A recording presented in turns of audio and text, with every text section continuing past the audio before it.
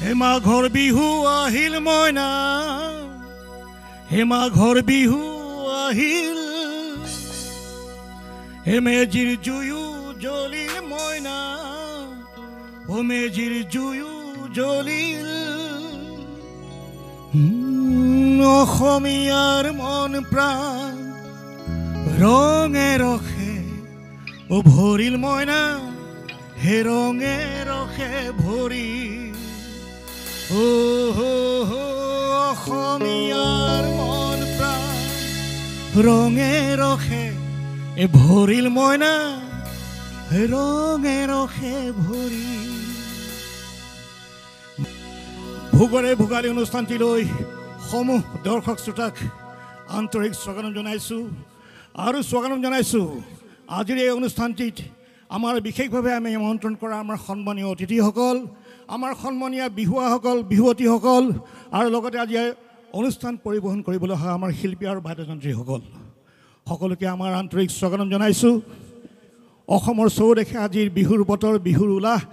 ভোগোৎসৱ ভোগালী চৌদিশে আজি উদযাপন কৰিছে। এসাঁজ ভালকৈ মন ভৰি এসাঁজ ভাত খাবলৈ আজি চৌদিশে অসমৰ চুকে কোণে আজি এই আয়োজন চলিছে। উৰুকাৰ দিনা, উৰুকাৰ গধূলি, আৰু তাৰ মাজতেই আমি দূৰদৰ্শনে ডিব্ৰুগড়েও এক বিশেষ প্ৰস্তুতিৰে আপোনালোকলৈ আগবঢ়াইছোঁ এই বিশেষ অনুষ্ঠান ভোগৰে ভোগালী। আমাৰ মাজত উপস্থিত আছে আমাৰ ডিব্ৰুগড়ৰ দূৰদৰ্শন কেন্দ্ৰৰ অনুষ্ঠান মুৰব্বী, আকাশবাণী ডিব্ৰুগড় আৰু দূৰদৰ্শন কেন্দ্ৰ ডিব্ৰুগড়ৰ অনুষ্ঠান মুৰব্বী লোহিত চন্দ্ৰ ডেকাদেৱ। তেখেতক আমন্ত্ৰণ কৰিছোঁ আৰু অনুষ্ঠানটিৰ বিষয়ে কিছু আভাস দিবলৈ তেখেতক অনুৰোধ জনোৱাৰ লগতে অনুষ্ঠানটি আগবঢ়াই নিবলৈ তেখেতক মই বিনম্ৰভাৱে অনুৰোধ জনাইছোঁ। ধন্যবাদ চন্দন। দূৰদৰ্শন ডিব্ৰুগড়ৰ মাননীয় দৰ্শকসকললৈ ভোগালী বিহুৰ ওলগ আৰু শুভেচ্ছা জনাইছোঁ। আমাৰ ব্যক্তিগত সেৱা আৰু শ্ৰদ্ধা জনাইছোঁ। ভোগৰে ভোগালী এই অনুষ্ঠানটিত আমি আগন্তুক কিছু সময় আমাৰ অতিথিসকলৰ সতে আমিনো ভোগালী বিহু কেনেধৰণে পালন কৰোঁ, আমাৰ পৰম্পৰাৰ কথাখিনি সামান্য আভাস দি আমি অনুষ্ঠানটি যুগুতাবলৈ চেষ্টা কৰিছোঁ। আৰু সেই সূত্ৰে আমাৰ মাজত কেইগৰাকীমান বিশিষ্ট ব্যক্তি আহি আমাৰ এই থলীত উপস্থিত হৈছে। মই তেওঁলোকলৈ সাদৰ সম্ভাষণ আৰু আদৰণি জনাইছোঁ। মই প্ৰথমতেই ভোগালী বিহুৰ বিষয়ে ক'বলৈ তেখেতৰ অনুভৱ, কাৰণ আমি ভোগালীৰ আনন্দ বুলি ক'লে ক'বলৈ নাই। আমাৰ বাপতি সাহোন তিনিটি বিহুৰ এই মাঘ বিহু বা ভোগালী বিহু, কৃষিজীৱী অসমীয়া সমাজখনত ভোগালী বিহুৰ তাৎপৰ্য আৰু গুৰুত্ব, আমাৰ কৃষি কাৰ্য কৰি যি শস্য উৎপাদন হয় সেই শস্য আহি লখিমীৰ ৰূপত আমাৰ ভঁৰাল ঘৰত জমা হয় আৰু সেই আনন্দতে আমি কৃষি উৎপাদনৰ সেই আনন্দেৰে ভোগালী বিহু পালন কৰাৰ আমাৰ পৰম্পৰা। এই পৰম্পৰাৰ সতে আমাৰ দৈনন্দিন জীৱনৰ বিভিন্ন কথা সংস্কৃতিৰ ৰূপত সম্পৃক্ত হৈ থাকে আৰু সেই সংস্কৃতিৰ ৰূপবোৰে আমাৰ জাতিটোক, আমাৰ ঠাইখনক এটা স্বকীয় ৰূপ দিয়ে। তাকে আমি সংস্কৃতি বুলি কওঁ। হয়তো কৃষিকাৰ্যৰ প্ৰাৰম্ভিক কথাখিনিক আমি যদি কৃষ্টি বুলি কওঁ, সেই কৃষ্টিখিনিক কিছু কৰ্ষণ কৰি লৈ আমি এনেধৰণৰ ৰাইজৰ আগত তুলি ধৰিব পৰাকৈ আমাৰ পিঠাকেইখন সেইধৰণে সুন্দৰকৈ সাজিবলৈ আমি চেষ্টা কৰোঁ। আমাৰ গৃহিণীসকলে, আমাৰ যিসকলে সেই ক্ষেত্ৰত পাকৈত, তেওঁলোকে পিঠাখন খুব সুন্দৰকৈ সাজিবলৈ চেষ্টা কৰে। আমাৰ মেজিটো খুব ধুনীয়াকৈ সাজিবলৈ চেষ্টা কৰে।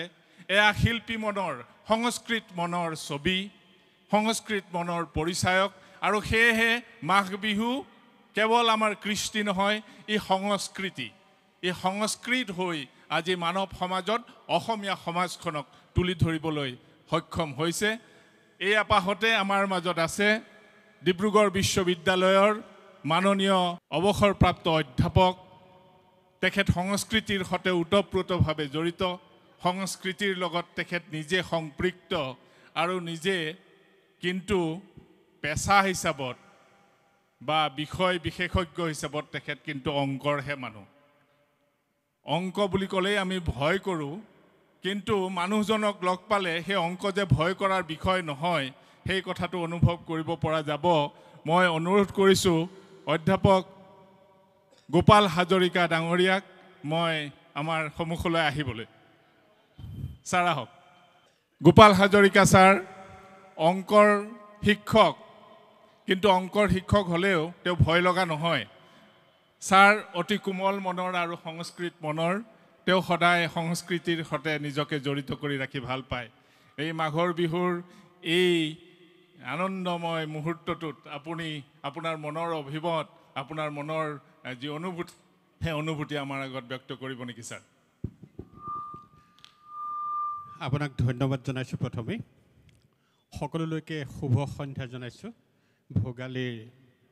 ভোগৰ এই অনুষ্ঠানটোলৈ ডিব্ৰুগড় দূৰদৰ্শন কেন্দ্ৰৰ সমূহ কৰ্মকৰ্তাক আৰু সমূহ দৰ্শক শ্ৰোতাক মোৰ সন্মান জনাইছোঁ। লগতে মেজিৰ এই জুই সাজি থোৱা মেজিটো দেখি একেবাৰে মনটো অতীতলৈ উৰা মাৰিছে তাহানিখনৰ 1962-63 চনৰ দিনবোৰলৈ। আচলতে অসমৰে নহয় গোটেই পৃথিৱীৰ সকলোবিলাক লোক কৃষ্টি বা সংস্কৃতি সদায় কৃষিৰ লগত জড়িত। আৰু সেইকাৰণে কৈছে ডেকা ডাঙৰীয়ে যে কৃষ্টি হৈছে, কৃষ্টিক আমি পৰিকল্পিত ৰূপত, পৰিকল্পিত ৰূপত ৰাইজৰ মাজলৈ লৈ অহাটোৱে হৈছে সংস্কৃতি। আৰু সেই সংস্কৃতি ৰাইজৰ চোতালত আমি দেখুৱাব পাৰোঁ, প্ৰদৰ্শন কৰিব পাৰোঁ। গোটেই মাঘ বিহুৰ ভোগালীৰ যিটো পৰম্পৰা বা উৎসৱ আছিল, সেই উৎসৱটি প্ৰধানকৈ মোৰ যিটো অনুভৱ বা সৰুৰ পৰা দেখিলোঁ, এতিয়াৰ দৰে মানুহবিলাক চহকী নাছিল। এতিয়া যেনেকৈ দুখীয়া মানুহ পাবলৈ নাই, তেতিয়া চহকী মানুহ পাবলৈ নাছিল। কাতিৰ আগে পিছে অসমৰ প্ৰায়বোৰ গাঁৱতে, প্ৰায়বোৰ ঘৰতেই, বহুতৰ ঘৰত দুসাঁজৰ মূৰত এসাঁজ খাব লগা হৈছিল। আৰু সেই দুৰ্যোগৰ দিন আছিল সঁচাকৈ। তুলসী তলৰ চাকি জ্বলোৱাৰ পিছত ভগৱানক আগত লৈ খেতি খোলা আৰম্ভ কৰে, খৰালিৰ দিনবোৰ আহে। আৰু অসমৰ মাটিবোৰ এনেকুৱা পৰিপূৰ্ণ সাৰেৰে ভৰপূৰ, আমি যিয়ে গোজা মাৰোঁ তাতেই একেবাৰে ফলে ফুলে জাতিষ্কাৰ হয়। আৰু মাঘৰ সময়লৈ আহাৰ শাওণত ৰোৱাবোৰ কাতিত গেৰ মেলে, আঘোণত হালধীয়া হয়, পুহত ভঁৰাল ভৰাই লখিমী আনে আৰু মাঘত ভঁৰাল ভৰেহি। বাৰীত আলু, কবি, মূলা, গাজৰটো বৰ এটা নকৰিছিলে তেতিয়া, গাজৰ আৰু বিট, পালেং এইবোৰ পিছত আহিছে। আৰু প্ৰধানকৈ কৰে লাই শাক আৰু মূলা। আৰু এই পুহ মাহৰ যিটো উৰুকা, এই উৰুকাৰ দিনা এই যে আমাৰ আলু, অসমত মানে সকলোবিলাক খোৱা বস্তু, প্ৰাকৃতিক বস্তুৱে ভৰপূৰ উভৈনদী হয়। ৰাইজখন গোট খাই এসাঁজ খোৱা হয়। এসাঁজ খোৱা হয়, সেইটো সামূহিক ভোজ। আমাৰ সময়ত চেঙেলীয়াবিলাকে, ডেকাসকলে পথাৰত নৰাৰ ঘৰ সাজিছিলে এইফালে, সিফালে আমি ভেলাঘৰ বুলি শুনিছোঁ।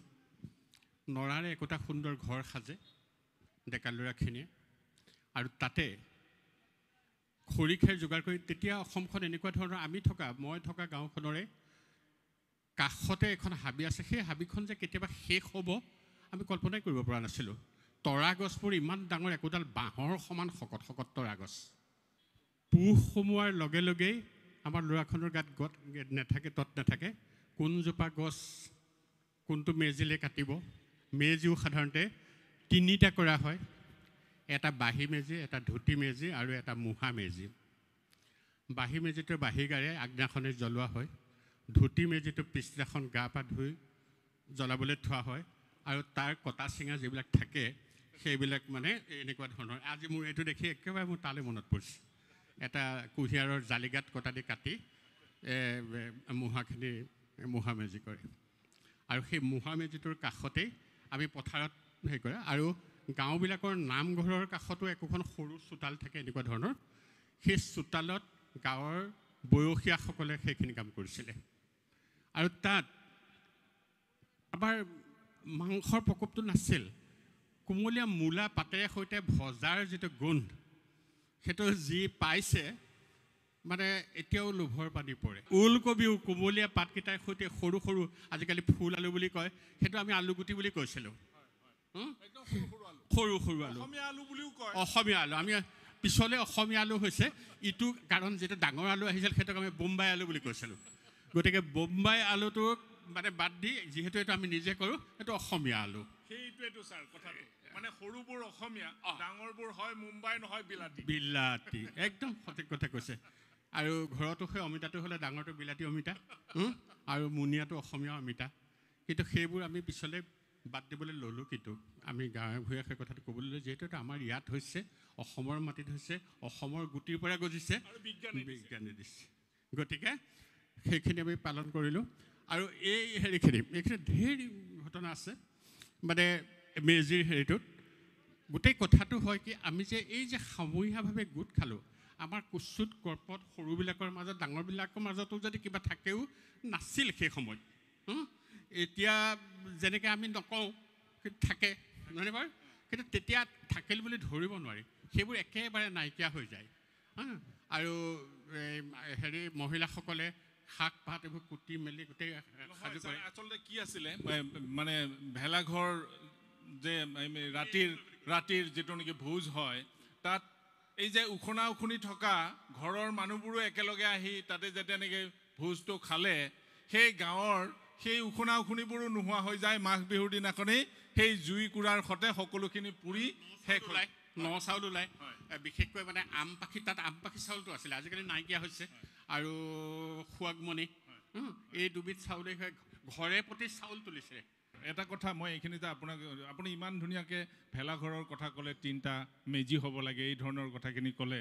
এই মেজিটো যে সাজিব লাগে এই প্ৰস্তুতিটো কিন্তু 15 দিন 20 দিন আগৰ পৰা চলি থাকে গাঁৱত চলি থাকে সৰু সৰু ল'ৰা ছোৱালীবোৰ গৰখীয়াহঁতৰ সতে লগ লাগি লৈ মানে বাঁহ কাৰ ঘৰত সুন্দৰ কোমল বাঁহ কিছুমান আছে কেনেকৈ মনে মনে সেইডাল কাটি লৈ আনি ভেলাঘৰটো সাজিব পৰা যাব বাঁহৰ শিলৈ ফুটোৱা হয় নহয় হয় শিলৈটো ফুটোৱা হয় এই ধৰণৰ মানে এটা প্ৰস্তুতি অনবৰত চলি থাকে 15-20 দিন আগৰ পৰা তাৰপিছত ভেলাঘৰটো যেতিয়া নেকি থিয় হয় ৰাইজে ভাবে ডাঙৰখিনিও ভাবে এইবাৰ ভেলাঘৰটো বৰ ধুনীয়াকৈ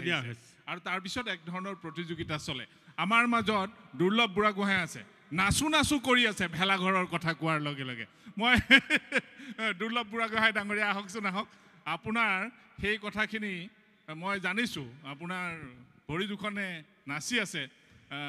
আপুনি কওকচোন মই খালৰ দৰিকণা পুঠি মাছে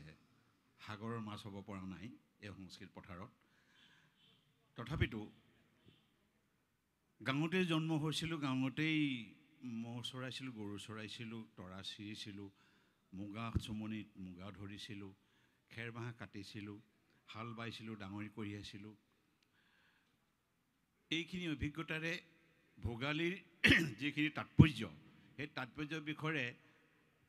অগ্ৰজসকলে ক'লে আমাৰ অংকৰ শাস্ত্ৰৰ মুৰব্বী ডিব্ৰুগড় বিশ্ববিদ্যালয়ৰ অসময়ৰ মুখপাত্ৰ তেখেতে ধুনীয়াকৈ কৈ গৈছে আৰু 3টা মেজিৰ বিষয়ে আজি মই জানিলোঁ বৰ ভাল পালোঁ এনেকুৱা ধৰণৰ কিছুমান ব্যক্তিত্ব মানুহ নিমন্ত্ৰণ কৰি মাঘ বিহুৰ উপলক্ষে বা বিষয়টোৰ ওপৰত গুৰুত্বপূৰ্ণ ভাষণ এইখিনি কিন্তু বহুত গুৰুত্বপূৰ্ণ আপোনালোকে যেতিয়া নেকি মেজি গৰখীয়া হৈ মেজি সাজিছিলে ভেলাঘৰ সাজিছিলে সাজিবলৈ যাওঁতে ক'লোঁ নহয় 15 দিন 20 দিনমান আগৰ পৰা প্ৰস্তুতি এটা চলিয়ে থাকে চলে নচলে নিশ্চয় চলেতো এই যে বাঁহডাল কাটিবলৈ যাওঁতে বা আপোনালোকে বাছি থৈ দিওঁতে কোনোবা এজনক ইংগিতেৰে যে কয় এটা গান বিহু নামেৰে নিশ্চয় কয় নিশ্চয় দিম কেনেকৈ কয় সেইটো কওকচোন মই সেইটো বিষয়ে মই নকলেও মাঘৰ বিহুৰ তাৎপৰ্যৰ বিষয়ে মই গীতেৰে সজাম কিন্তু এই চুৰি কাৰ্যটোৰ কথা মই কৈ লওঁ আগতে এই চুৰি কাৰ্যটো আছিলে আগতে আমি আগে কৈছিলোঁ যে যাৰ যিডাল খুব ধুনীয়া বাঁহ বা খুব ধুনীয়া কাঠডাল বা বৰ ধুনীয়া হাঁহজনী খুব মৰমেৰে থৈছিলে আমি তেতিয়া জোকাৰি থৈ আহোঁ এইডালে মই মাঘ বিহু নিব লাগিব দেই নিবিচোন পখৰা চামটোক আমি কিন্তু সেইডাল নিওঁ যেনেকৈ তেনেকৈ নিমেই কিন্তু ৰাতিপুৱা আমি ঘূৰাই দিওঁ কিন্তু আমি যে জিকিলোঁ আমি যে নিম বুলি কৈছিলোঁ গৃহস্থই কিন্তু কণমানিও গম নাপায় যে নিলে আৰু এইটো এটা এক ধৰণৰ জেদ খুৰ মৰমৰ হাঁহজনীও সেই হাঁহজনীৰ ওচৰতে এজন বহিবগৈ তাৰ এই চাদৰখন হাঁহজনীৰ ওপৰতহে পৰে বাকীবিলাকে খুব ধুনীয়াকৈ কথা পাতি থাকে একদম ধুনীয়াকৈ আইতা মাইতা বহা একদম পিঠা পনাৰ পৰা আদি কৰি একদম গোটেই ঢেঁকীশালৰ পৰা আদি কৰি তাঁতশালৰ গোটেই মানুহগৰাকীক একদম প্ৰশংসাৰে ভৰপূৰ কৰি দিব পাহৰি যায় আৰু সেই এই চিলিখন পৰা হাঁহজনী তাই তেতিয়াহে পেচাব কৰিব লাগে সেইজনী গ'ল যদি গ'ল আৰু সেইজনী কিন্তু আমি ঘূৰাই দিয়া নে হাঁহজনী কিন্তু পাছত ঘূৰাই দিওঁ মৰমৰ হাঁহজনী ঘূৰাই দিওঁ কিন্তু ঘূৰাই দিলেও উপায় গ'ল নিলি আৰু দেই যা খাগে যা গৃহস্থই সেই ধৰণে খাবলৈ দিয়ে আৰু আমি বাঁহ চুৰ কৰিছিলোঁ আমি জেউৰা চুৰ কৰিছিলোঁ 3 টপীয়া 2 টপীয়া জেউৰা দিয়ে নতুনখন চুৰ নকৰোঁ আমি পুৰণাখিনি চুৰ কৰোঁ আৰু আজিকালি যিটো হৈছে এই যে টাব ভাঙে বাৰাণ্ডাৰ চকীখন নি লৈ যায় জেউৰা জপনাখন জুই লগাই থৈ যায় এই অপসংস্কৃতিৰ কাৰণেই আমাৰ মাঘ বিহুটো চুৰ উপাধি পালে বহাগ বিহুটো মগনীয়া উপাধি পাইছিল গাখীৰৰ টেমা বজাই মাৰোৱাৰ প্ৰতি যেতিয়া ভিক্ষা কৰিবলৈ যায় অৱশ্যে সেইটো এটা যুগ এটা আহে সেইটো গ'ল আজিকালি শুধৰণি হৈছে আৰু এই মাঘ বিহুটো এতিয়া যিটো পৰিস্থিতি সৃষ্টি হৈছে এইখিনি লাগে নলগা নহয় আপোনালোকৰ ধৰণে আপোনালোকৰ নিচিনা যিখিনি মানুহ যিখিনি জ্যেষ্ঠ ব্যক্তি আছে এই জ্যেষ্ঠসকলেই সমাজখনক আগবঢ়াই লৈ যাব লাগিব নবীনসকলক এই কথাবোৰ শিকাব লাগিব আপুনি বৰ সুন্দৰকৈ কথাখিনি ক'লে কিন্তু মোক এটা কথা কওক আপুনি যেতিয়া নেকি হাঁহজনী লৈ যাব পাৰিলে তাৰপিছত গৈ যে কেনেধৰণে বিহু নাম এফাকি গায় নাগায় নিশ্চয় গাওকচোন গাওক একাদশী পূৰ্ণিমাত ধান নবহাবা ঐ নিদিবা ভঁৰালত ভৰি ডাকে কৈছে স্নান দান কৰিবা পুণ্য ফল নবিভা অগ্নিলৈ সেৱা হে কৰি আহে ভোগালী জান জুৰি নৈ পুখুৰী আকৌ আহে ভোগালী জান জুৰি নৈ পুখুৰী জাকৈ খালৈ লগত লৈ পলা পল পচা লগত লৈ ধৰি মাছ হৈ বৰাহালে ৰ'দৈ ভাদৈ ঢেঁকী দি দিয়াগৈ এই সৰু সান্দ চিৰা ঘিলা পিঠা আই এটা সৰু সান্দ সাদ চিৰা কালৈ নোহাচিলা তুমি এটা বিধে বিধে আলু জানানে কৈ থলো কাঠালো মোৱালো মিয়ালো মিঠালো পুৰি দেখুমৰি আলু এটা জল পানৰ ফেকেলা বাতি ভৰাই সজোৱা মোক দিয়া পাৰি বৰ পিয়া বহিলৈ লেপেটি হাতখন পখালি টকালি খাওঁ হাতখন মোহাৰি গুৱাখন পাকলি টিকাত ঢোলৰ চপত পাওঁ মূৰতে হাঁচতি কঁকালত টঙালি খেতিৰে খোলা লৈ যাওঁ এইখিনিতে এটা কথা আমাৰ মাজত এগৰাকী বিশিষ্ট বিজ্ঞানী আছে মই দেখিছোঁ তেখেতে হাতখন লৰাই চাপৰি বজাই আছে তেওঁ থাকিব পৰা নাই তেখেতৰ মনতো এই বিহুৰ আনন্দ আৰু উলহ আচলতে উঠলি উঠিছে আৰু মই সেয়েহে অনুৰোধ কৰিম বিশিষ্ট পদাৰ্থ বিজ্ঞানী প্ৰফেচাৰ পৰমানন্দ মহন্ত ডাঙৰীয়া আমাৰ মাজত আছে তেখেতক আমাৰ এই বিহুৰ এই আনন্দ উৎসৱৰ সময়ত এক শুভেচ্ছামূলক বাৰ্তা বা বাণী দিবলৈ সকলোকে নমস্কাৰ জনাইছোঁ মোক ডেকা এনে অলপ দিগদাৰ কৰিলে কাৰণ মই যদিও হাতখন চপাইছিলোঁ হয় আৰু সৰুকালৰ কথা মনত পৰিছিল মাঘৰ বিহুৰ সময়ত আৰু বুঢ়াগোহাঁই কৰাৰ দৰে আমিও চুৰি তুৰি কৰিবলৈ গৈছিলোঁ অৱশ্যে তেতিয়াৰ সেইটো 1948-49ৰ সময়ৰ কথা মই সেই সময়ত গাঁৱত আছিলোঁ এতিয়াও মনত আছে কেনেকৈ আমি এখেতসকলে কোৱাৰ দৰে 15 দিনমানৰ আগৰ পৰাই আমি খৰি লোৱাৰ কাৰ্য আৰম্ভ কৰিছিলোঁ আমাৰ ওচৰতে মেজেঙা হাবিখন আছিলে মেজেঙা চাহ বাগিচা হাবিখন প্ৰকাণ্ড হাবি বাঘো ওলায় তাৰ মাজতে আমি বিহুৰ 10-12 দিনৰ আগৰ পৰা তাত গছ কটা আৰম্ভ হয় আৰু বিভিন্ন গাঁৱে তাৰপৰা এইবিলাক লৈ গৈছিলে আৰু পিছত আহি এনেকৈ মেজি সাৰিছিলে আৰু ঠিক বিহুৰ উৰুকাৰ দিনাটো কথাই নাই তাৰ আগৰ পৰাই অৱশ্যে নতুন ধান ইত্যাদি লৈ পেলাই চাউল লৈ বিধে বিধে পিঠা পনা আৰম্ভ হৈছিলে আৰু উৰুকাৰ দিনা বিশেষকৈ আমি জুই ফুৱাই থাকোঁতেও পথাৰত জুই ফুৱাই আছিলোঁ ডেকা সৰু ল'ৰা ছোৱালীবিলাকে আৰু পিঠা পনাৰ সৈতে মাজে মাজে আহিছিল আৰু প্ৰত্যেক ঘৰৰ পৰা আৰু কোনোবাই গৈ নিজেও লৈ আহিছিলে সেইটো এটা ফূৰ্তি আছিলে আৰু মোৰ এটা দুৰ্ঘটনাৰ কথা মনত আছে মোৰ এজন ককাইদেউ আছিলে দূৰ সম্পৰ্কীয় তেওঁ বাঁহৰ চুঙা পাতি তাত পানী ভৰাই হেলৈ মাৰি অলপ আঁতৰত জ্বলাবলৈ গ'ল বহুত দেৰি জ্বলি আছে এইটো অহা নাই কাৰণে এইটো চিন্তা লাগিল কি হ'ল লুইবলৈ গৈছে ফচকৈ শব্দ হ'ল আৰু আয়ো বুলি চিঞৰ নামেৰে পৰি গ'ল তাৰমানে তেনেকুৱা ধৰণৰ দুৰ্ঘটনাও মানে পানী হিলৈ সেই খুঁটিটো আহি তেখেতৰ গাতে লাগিল পৰিলে এনেধৰণৰ দুৰ্যোগ কিন্তু হ'ব পাৰে দৰ্শকসকলে এইটো সাৱধান হ'ব লাগে গাঁৱত যিসকলে পানী হিলৈ ইতিমধ্যে সাজি লৈছে আৰু এতিয়া মানে পানী হিলৈ ফুটাবলৈ যো জা কৰিছে তেওঁলোকে যাতে সাৱধান হয় যে ঠিলাটো যাতে বিপৰীত ফালে থাকে গাৰ ফালে নাথাকে সেই ব্যৱস্থাটো কৰি ল'ব লাগে কিন্তু এটা কথা ঠিক যে পানী হিলৈ ফুটোৱাৰ সেই আনন্দটো এক বেলেগ ধৰণৰ আনন্দ এইখিনি মনত পেলাবলৈ চেষ্টা কৰিছোঁ আৰু শুভেচ্ছা বাণী ৰাইজে শান্তভাৱেৰে যাতে এই আমাৰ বিহু উদযাপন কৰে আৰু বুঢ়াগোহাঁই কৰাৰ দৰে চুৰি তাৰি আমাৰ দিনতো কৰিছিল কিন্তু অতি নিৰীহভাৱে কাৰোবাৰ ঘৰত ভাল কবি লাগি আছে বা ভাল লাগি আছে সেই ধৰণৰ বস্তু অনা যায় কাকো লোকচান নকৰাকৈ আহিছিলে সেইখিনি তেতিয়াও খুব সংস্কৃতভাৱে এতিয়া যি সংস্কৃতিৰ কথা কৈছিল সেইভাৱে আনিছিলে আশা কৰিম এতিয়াও যদিও মাজতে বহুত বিশেষকৈ উপকণ্ঠত নগৰৰ ফালে কিছুমান ঘটেই দুৰ্ঘটনা আৰু শান্তভাৱে সকলোৱে বিহু উদযাপন কৰিব পাৰে এনেকৈ আপোনালোকৰ আগত থিয় কৰাৰ কাৰণে ভালো লাগিছে কিন্তু মই আপুনি অপ্ৰস্তুত হৈছোঁ বুলি ক'ব খুজিছে হয় নহয় ছাৰ আপুনি অপ্ৰস্তুত হ'ব নোৱাৰে আপুনি আমাক আশীৰ্বাদ দিবই লাগিব আপোনাৰ দৰে জ্যেষ্ঠসকলে আমাক আগবঢ়াই লৈ যাবই লাগিব ছাৰ এটা কথা কিন্তু এইখিনিতে আপোনাক মই সুধিম আপুনি সত্ৰীয়া পৰিৱেশত ডাঙৰ হৈছে সেই সত্ৰীয়া পৰিৱেশত মাঘ বিহুৰ পৰিৱেশটো কেনেধৰণৰ আছিলে ছাৰ সেইটো অকণমান যদি আপুনি কয় মোৰ সৌভাগ্য আছিলে মোৰ সেই সময়ত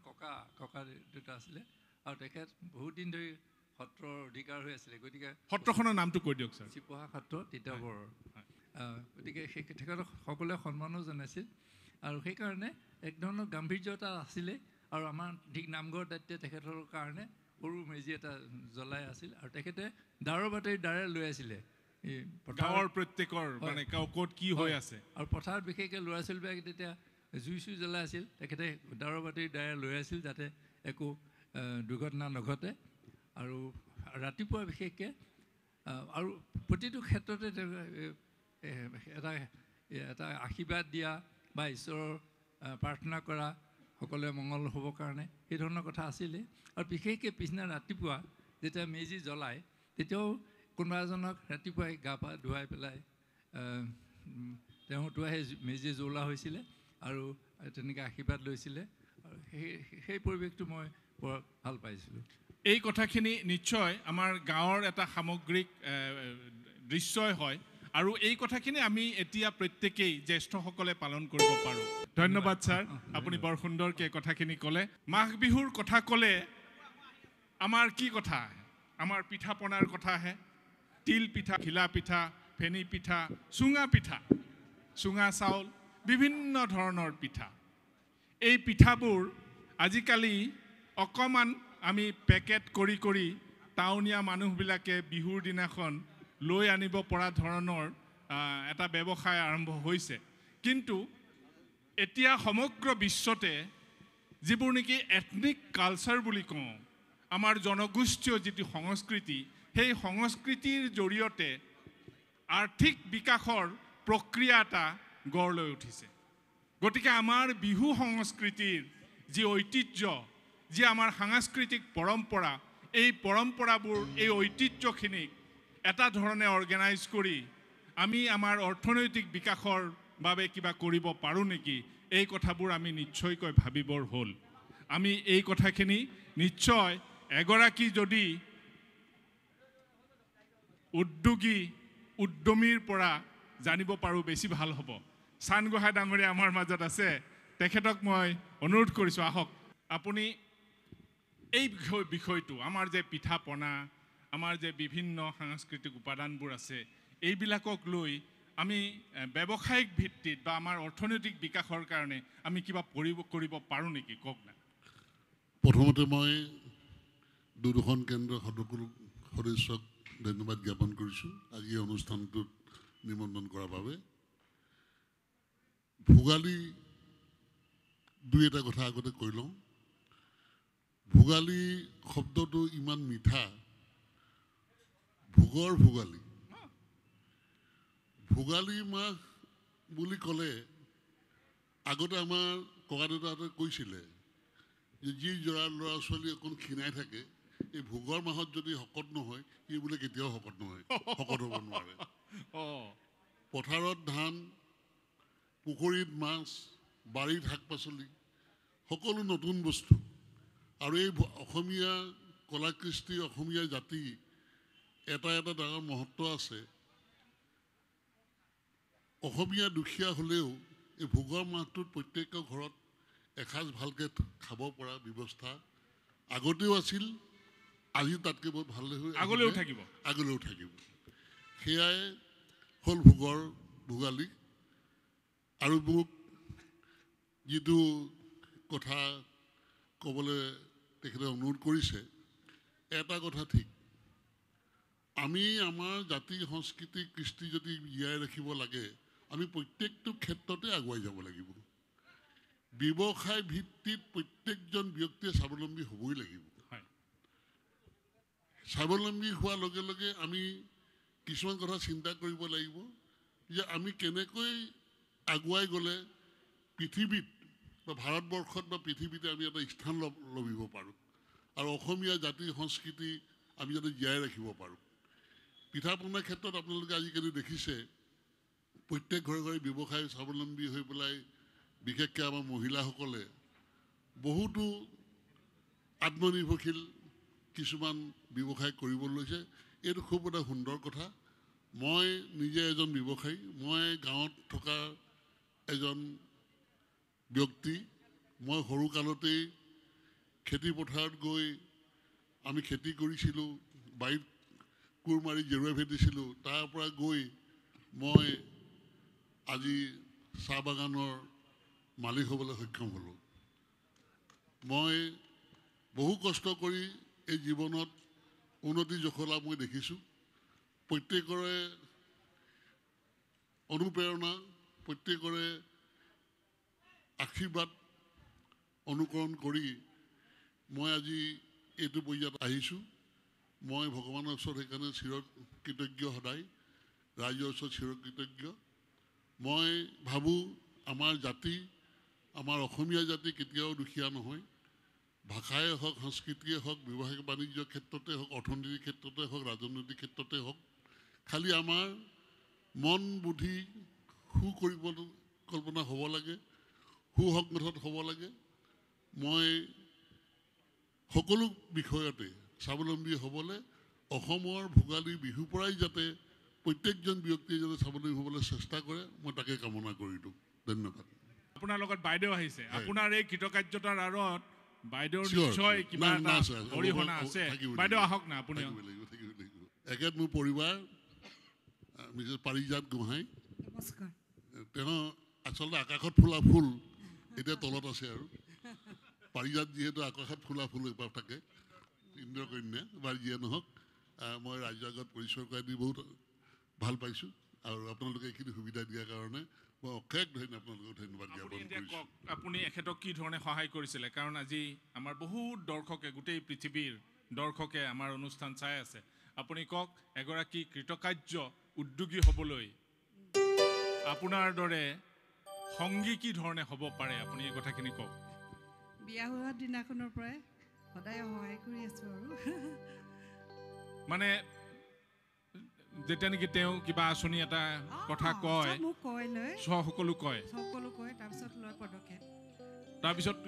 এইটো নহ'ব, এইটো হ'ব, এনেধৰণৰ কথা আপুনি কয়নে নকয়? নিশ্চয় কয়। সেইটো ধৰণে সহায় কৰিছে, হয়নে? কয়নে গোহাঁইদেউ? নাই, আমি আলোচনা কৰিয়ে লওঁ কিবা এটা কৰাৰ আগতে। কাৰণ চাওক, আমি দুখীয়া মানুহ, খোজটো দিওঁতে যাতে বোকাত নপৰে সেইটোৰ প্ৰতি আমি বহুত মনোযোগ দিওঁ। প্ৰথম কথা হ'ল সেইটো। কাৰণ কেলৈ মই যিটো সমাজৰ পৰা আহিছোঁ, মোৰ ঘৰ চাবুৱা, ভালে হওক বেয়া হওক চাবুৱা বুলি ক'লে চবেই চিনি পায়। কি কাৰণে চিনি পায় এইটো নকওঁ আৰু। কিন্তু সেই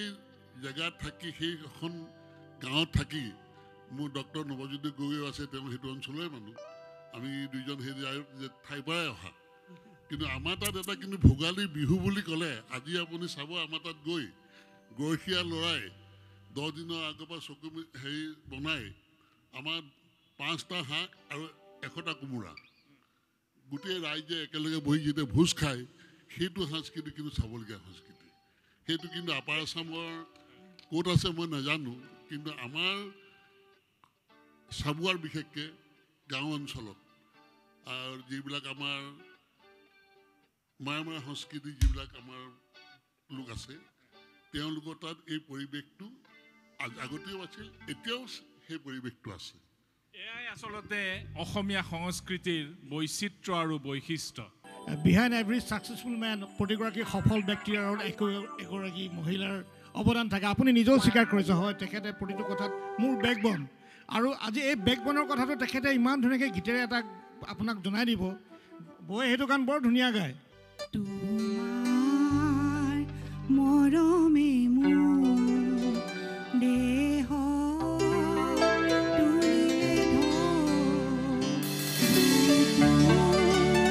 দিলে যে মোক কি যে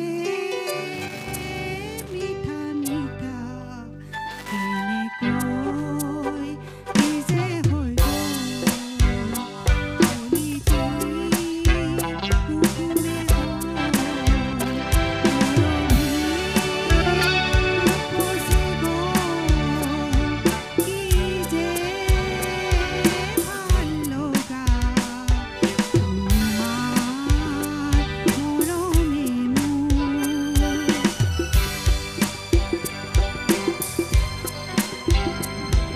ধন্যবাদ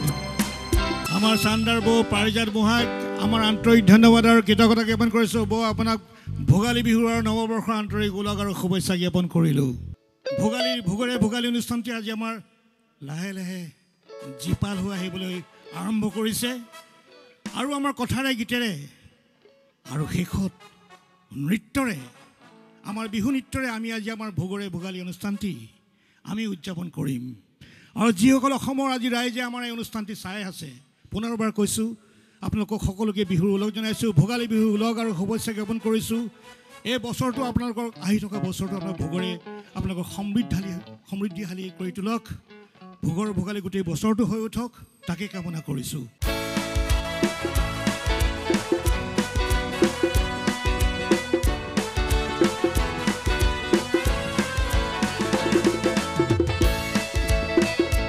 এটা চিনাকি গান গাইছোঁ।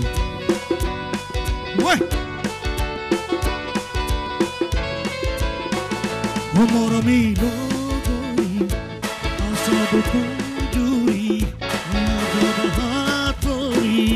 দূৰণিলে তোমালাহি পৰশ লাগি সপোন কৰে তোমালাহি পৰশ লাগি সপোন কৰে মৰমী লগৰী আছাবকো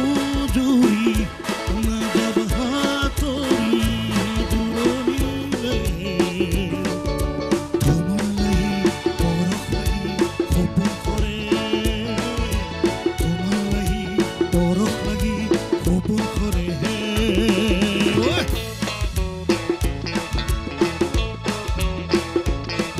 লাহে লাহে হাত চাপৰি বজাব লাগে আৰু ইয়াৰ পাছত আমাৰ বহুকেইটা ভাল অনুষ্ঠান আহি আছে বিহু লগাব লাগে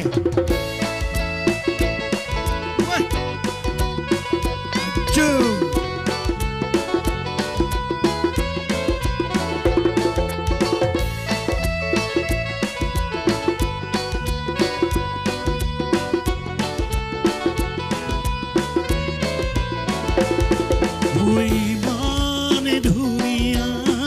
তুমি চুপি তৰা ইমানে ধুনীয়া তুমি নয়নী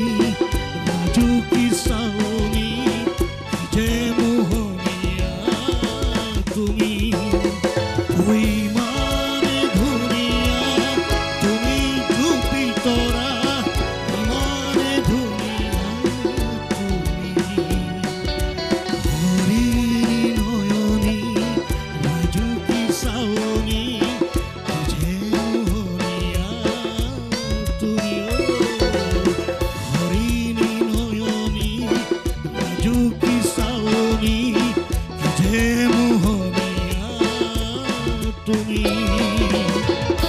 ধন্যবাদ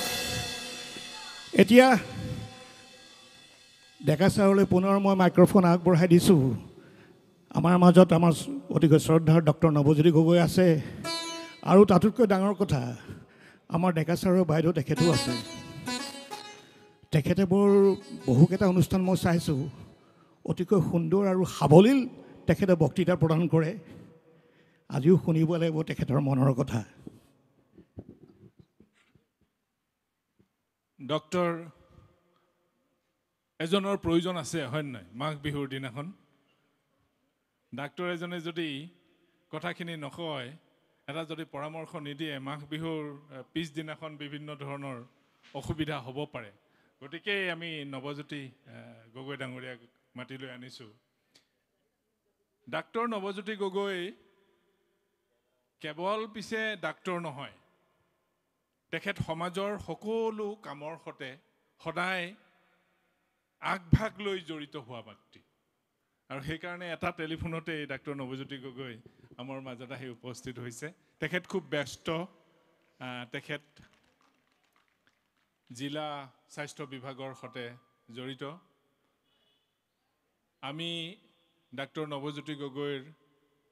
ৰাইজৰ প্ৰতি থকা দায়বদ্ধতাৰ প্ৰমাণ পাইছোঁ কোভিডৰ সময়ত তেখেতে দিন ৰাতি নোহোৱাকৈ ডিব্ৰুগড় জিলাৰ স্বাস্থ্য ক্ষেত্ৰখনৰ প্ৰতিটো কথা নখদৰ্পণত ৰাখি ৰাইজক জনাই আছিল অন্ততঃ সংবাদ মাধ্যম আৰু সাংবাদিকসকলক তেওঁ সদায় গুৰুত্ব সহকাৰে বিষয়বোৰ দি আগবঢ়াই নিছিল সকলোকে সজাগ কৰি ৰাখিছিল গগৈ ডাঙৰীয়া প্ৰথমতে কওকচোন এই মাঘ বিহুৰ এই আনন্দ ফূৰ্তিৰ সময়ত আমাৰ কিবা কিবি অসুবিধা হ'ব পাৰে নেকি বেছিকৈ খাওঁতে পোনপ্ৰথমেই মই দূৰদৰ্শনৰ সকলো কৰ্মচাৰীলৈ মোৰ শ্ৰদ্ধা আৰু বিহুৰ ওলগ জ্ঞাপন কৰিছোঁ লগতে ইয়াত উপস্থিত সমূহ ৰাইজলৈকো মই শ্ৰদ্ধা আৰু মোৰ বিহুৰ ওলগ নিবেদন কৰিছোঁ মানে এটা কথা দেহটোৰ লগত মনটো জড়িত আছে মই এটা কথা সাধাৰণতে কওঁ গাঁওবিলাকলৈ গ'লে বক্তৃতা দিলে দেহটোৰ লগত মানুহৰ মনটো জড়িত আছে মই তাৰে প্ৰমাণ এটা দিওঁ সেই প্ৰমাণটো গাঁওবিলাকত দিওঁ মানুহবিলাকে খুব ভাল পায় সেইকাৰণে আপোনালোকৰ লগত সুবিধাটো দিছে কাৰণে কৈছোঁ হয় কৈ তেতিয়া কেতিয়াবা দেখিব ঘৰলৈ ঘূৰি গ'ল ঘূৰি গৈ মানুহজনীৰ লগত লাগিলে কাজিয়া কিবা এটা হ'ল আৰু ঘৰৰ পৰিৱেশটো বেয়া হ'ল কাজিয়া পেচাল লাগিলে 3 দিনলৈকে ভাত নোখোৱাকৈ থাকিব পাৰিব ভাত নাখাওঁ যা শুই থাকিব পাৰিব কিন্তু আপুনি ৰাস্তাত গৈ আছে, ভোক লগা নাই, ক'ৰবাত পকৰি ভাজি থকা দেখিলে, কিবা এটা ভাজি দেখা দেখিলে লগে লগে ভোক লাগি আহিব। গুণ এটা পাই গ'ল, লগে লগে ভোক লাগি আহে। মনটো ভাল লাগে, মনটোৰ লগত এইটো এটা সম্পৰ্ক, একদম ডিৰেক্ট সম্পৰ্ক আছে। আপোনাৰ মনটো যদি খাবৰ সময়ত যদি মনটো ভালকৈ খায়, আপোনাৰ নিজৰ মনটোক যদি আপুনি বিচলিত নকৰি পেলাই খায়, যে খাই দিওঁ যা সৰহকৈ অলপ, কিন্তু মনটোৱে আপোনাক কৈ আছে আৰু খোৱাটো ভাল নহ'ব নেকি, নোখোৱাটোৱে ভাল। যিহেতু মনটোৰ লগত শৰীৰটো জড়িত হৈ আছে, আপোনাৰ মনটো ভাল লাগি থাকিলে গোটেই অংগবিলাকে ভালকৈ কাম কৰে। সেইকাৰণে যিবিলাক মানুহৰ সৰু হৈ থাকে, যিবিলাক মানুহে মনটো নিজকে য়াং কৰি ৰাখে, সেইবিলাক মানুহ বেছিদিন জীয়াই থাকে। এতিয়া তাৰ এটা প্ৰভাৱ এটা আছে। ফূৰ্তি কৰি থাকিলে এনেকুৱা ধৰণৰ হেৰিবিলাক যে থাকে, এইবিলাকত ফূৰ্তি যদি কৰি থাকে তেতিয়া পাৰে। যদি ফূৰ্তি কৰিবলৈ বাদ দিলে সি গৈ ক'ৰবাত বহি থাকে, বুঢ়া হ'লো আৰু ফূৰ্তি কৰিব নালাগে, তেতিয়া কিন্তু বুঢ়া সোনকালে হ'ব। দৰ্শকসকল মন কৰক, মনটো ভালে ৰাখক। মাঘ বিহু, ভোগালী বিহু ভোগেৰে উপচাই দিয়ক, আনন্দেৰে থাকক, ডেকা হৈ থাকক, হয়নে? হয়, এইটোৱে যথেষ্ট সহায় কৰিব। কাৰো একো নহয়, খাওক, কিন্তু বৰ বেছি বাধাও দিব নালাগে। বেছি নোখোৱাটোও বেয়া, বৰ বেছি ৰেষ্ট্ৰিকশ্যনো বেয়া। আনন্দেৰে খাওক, আনন্দৰে খাওক, কমকৈ খাওক, বেছি দিনলৈ খাওক, আৰু চব খাওক। মানে কমকৈ খাওক, বেছি দিন খাওক, চব খাওক, বেছিকৈ খাওক, কমকৈ খাওক। ধন্যবাদ, ধন্যবাদ গগৈ ডাঙৰীয়া। Thank you. আপুনি আমাক আপোনাৰ এই সময়খিনি দিলে আৰু বৰ সুন্দৰকৈ আপুনি আপোনাৰ পৰামৰ্শ আগবঢ়ালে। এই ভোগালীৰ দিনত সকলোৱে নিশ্চয় আনন্দেৰে আপোনাৰ কথাও সাদৰেৰে গ্ৰহণ কৰিব আৰু পালন কৰিব। আমাৰ মাজত আছে এগৰাকী ব্ৰডকাষ্টাৰ, অনাতাঁৰ সম্প্ৰসাৰক। তেওঁ আকাশবাণী আৰু দূৰদৰ্শনৰ প্ৰশিক্ষণৰ সৈতে জড়িত। বিভিন্ন আকাশবাণী আৰু দূৰদৰ্শনৰ যিসকল প্ৰডিউচাৰ, অনুষ্ঠান প্ৰযোজক,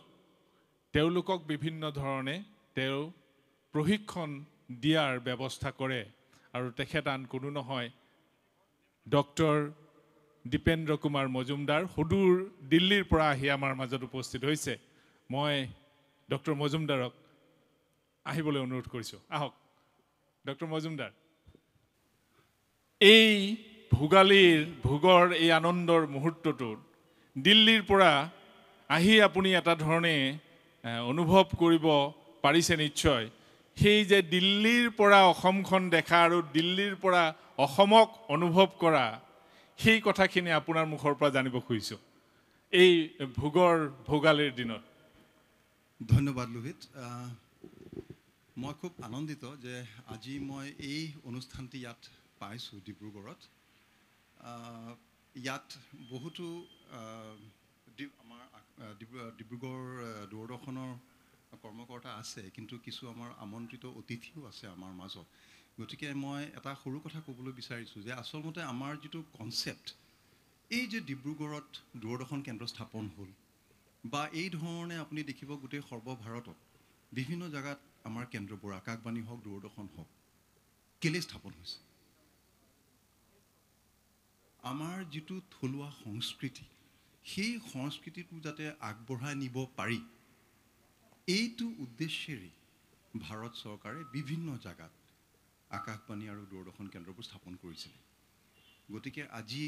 মই এই কাৰণে আনন্দিত, মই এইটো এপিল কৰিবলৈ খোজোঁ আপোনালোকক যে ইয়াত আহিব আৰু এওঁলোকৰ অনুষ্ঠান যিবোৰ অনুষ্ঠান এওঁলোকৰ আছে তাত অংশগ্ৰহণ কৰক। আমাৰ যিখিনি কথা ক'বলগীয়া আছে, আপোনালোকৰ যিখিনি কথা ক'বলগীয়া আছে কওক। ধন্যবাদ, ধন্যবাদ ডক্টৰ মজুমদাৰ, আমাক এইখিনি সময় দিয়াৰ বাবে। আমাৰ নিমন্ত্ৰণ ৰক্ষা কৰি এগৰাকী অতিকৈ প্ৰতিভাৱান শিল্পী ডিব্ৰুগড়ৰ বৰবৰুৱা জ্যোতিষ্মা চেতিয়া। নমস্কাৰ। পোনপ্ৰথমতে ইয়াত উপস্থিত সকলো ৰাইজলৈ ভোগালী বিহুৰ লগতে নৱবৰ্ষৰ শুভেচ্ছা জনাইছোঁ। ইমান ধুনীয়া এটা অনুষ্ঠানত আজি উপস্থিত থাকিবলৈ পাই সঁচাকৈ খুব ভাল লাগিছে। যিহেতু বিহুৰ বতৰ, গতিকে এটি বিহু গাব লৈছোঁ, আশা কৰিছোঁ সকলোৱে সহযোগ কৰিব বুলি। সকলোৰে পৰিচিত এটি বিহু গাইছোঁ, একেলগে সহযোগ কৰিলে খুব ভাল লাগিব। মৰমে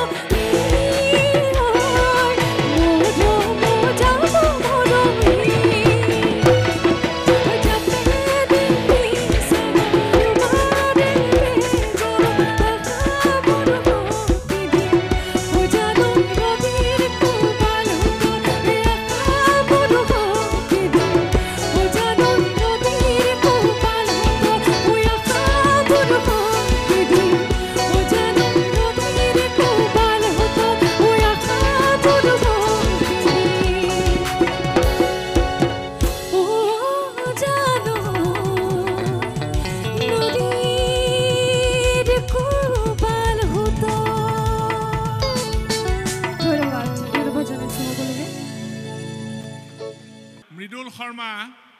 এটা কবিতা মাঘ বিহুৰ কবিতা আমাক এটা মাঘ বিহুৰ কবিতা লাগে মৃদুল শৰ্মা কবি মৃদুল শৰ্মা ইয়াৰ আজি মাঘৰ বিহুৰ লগত সম্পৰ্কিত নহয়, কিন্তু মাঘৰ বিহুৰ পিছতে যে ফাগুন আহি আছে, আচলতে কথাটো সুকীয়া। আচলতে কথাটো সুকীয়া, পচুৱাজনীহে ৰৈ থাকে ফাগুনটো অহালৈ। আচলতে কথাটো সুকীয়া, পচুৱাজনীহে ৰৈ থাকে ফাগুনটো আহিলেই দুৰ্বাৰ গতিত বলি ফাগুনটোক মতলীয়া কৰিবলৈ। ফাগুনেও নেওচানি দি আহি অক্টোপাছৰ ধৰে আঁকোৱালি ধৰি হঠাৎ পচুৱাজনীক কৰি তোলে উন্মনা উতলা। চঞ্চলা মন, মাত্ৰ ফাগুন ফাগুন ফাগুন। ফাগুনটোক কৰি তোলে তাইৰ সপোনৰ ৰঙা ঘোঁৰা। একমাত্ৰ হেঁপাহ, যুগান্তৰত দুয়ো চতৰ বৰষুণত তিতি বহাগৰ কুলিজনীক প্ৰেম নিবেদন কৰা। আচলতে কথাটো সুকীয়া, ফাগুন আৰু পচুৱাজনীৰ প্ৰেমেইটো বসন্তৰ কপৌ ফুল পাহ আৰু কুলিজনী গুলপীয়া হোৱা। ধন্যবাদ। পচুৱাজনী ৰৈ থাকে কাৰণেহে আচলতে ফাগুন আহিবলৈ বাধ্য হয়। কথাটো আৰু আমাৰো কথাটো সুকীয়া যে এটি গীত লাগে মাঘৰ বিহুক আনিবলৈ, আৰু সেয়েহে আমাৰ এই আয়োজন। আৰু এটি গীত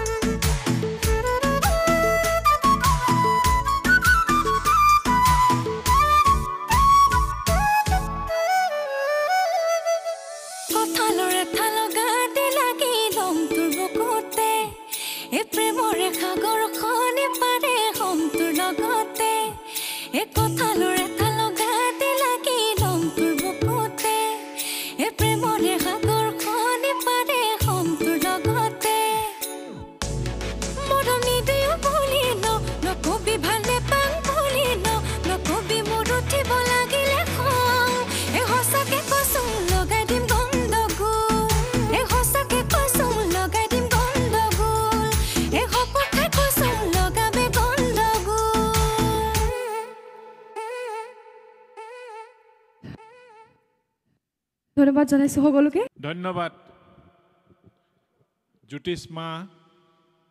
ইমান সুন্দৰ এটি পৰিৱেশ,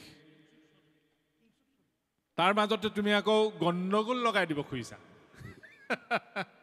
পিছে গণ্ডগোল লগাব লাগে মাঘ বিহুত। এই যে চানগোহাঁই ডাঙৰীয়াই কৈছিলে যে আমি নতুনকৈ কথাবোৰ চিন্তা কৰিবৰ হ'ল, আমাৰ অৰ্থনৈতিক বিকাশৰ সৈতে আমাৰ সংস্কৃতি সংৰক্ষণৰ কথাবোৰ জড়িত কৰিবৰ হ'ল, এইবোৰ কথাৰে আচলতে গণ্ডগোল লগাই দিবৰ এটা নতুন প্ৰজন্মই